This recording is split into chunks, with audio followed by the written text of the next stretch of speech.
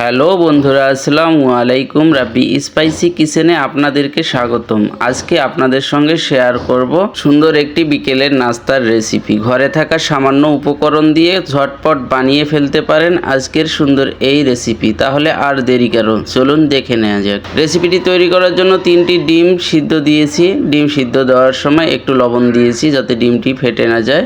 এখানে উপকরণগুলো নিয়ে নিব। একটি মিক্সিং বোলে দিয়ে দিচ্ছি 250 গ্রাম পেঁয়াজ কুচি, এরপরে দিয়ে দিলাম 4 থেকে 5টি কাঁচামরিচ কুচি এবং সামান্য পরিমাণ কালো জিরা দিয়ে দিলাম। এরপরে দিয়ে দিচ্ছি 1 চিমটি গোটা জিরা। এরপরে এখানে অ্যাড করে দিচ্ছি স্বাদ মতো লবণ।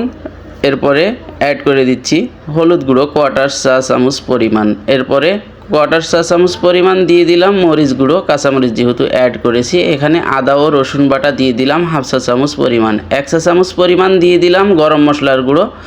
উপকরণগুলো দেওয়া শেষ, ভালোভাবে মেখে নিচ্ছি। দেখুন ভালোভাবে মেখে নিতে হবে।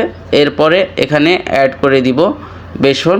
আমি এখানে 2 টেবিল চামচ বেসন অ্যাড করলাম। এরপরে এখানে দিয়ে দিচ্ছি কর্নফ্লাওয়ার 1 চা চামচ। 1 চা চামচ কর্নফ্লাওয়ার দেওয়ার পর ভালোভাবে মেখে নিতে হবে। দেখুন হাতে সময় নিয়ে একটু ভালোভাবে মেখে নিতে হবে। দেখুন এরকম লাসা লাসা হয়েছে, তার মানে বুঝে নিতে হবে মেখে নেওয়া কমপ্লিট। এখন এগুলোকে শেপ তৈরি করে তেলে ভেজে নিব। এজন্যই একটি প্যানের মধ্যে তেল দিয়ে দিচ্ছি, সয়াবিন তেল। তেলটি ততক্ষণ গরম হয়ে যাক। এর ফাঁকে আমি ডিমগুলোকে কেটে নিয়েছি। দেখুন প্রতিটি ডিম 4 ভাগে ভাগ করে নিয়েছি, অর্থাৎ এখানে আমি 8 পিস তৈরি করব। দেখুন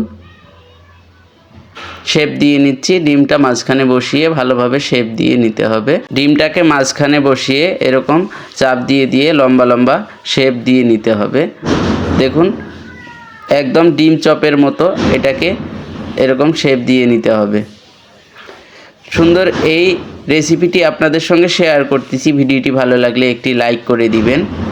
দেখুন একে একে সমস্ত ডিমগুলোকে আমি শেপ দিয়ে নিয়েছি। এদিকে তেল গরম হয়ে এসেছে। একে একে চপগুলোকে আমি ছেড়ে দিচ্ছি।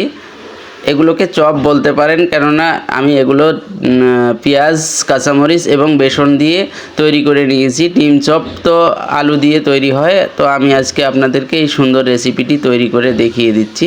দেখুন সবগুলো চপ আমি ছেড়ে দিয়েছি। চপগুলো এখন নেড়েচেড়ে ভেজে নিতে হবে, লাল লাল কালার হওয়া পর্যন্ত অপেক্ষা করতে হবে। এরকম একটু পর পর নেড়েচেড়ে দিতে হবে আস্তে আস্তে। দেখুন কালার চেঞ্জ হয়ে যাচ্ছে। দেখুন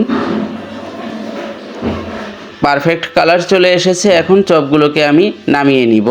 এরকম লাল লাল কালার হয়ে আসলে বুঝে নিতে হবে আপনাদের চপ ভেজে নেওয়া কমপ্লিট।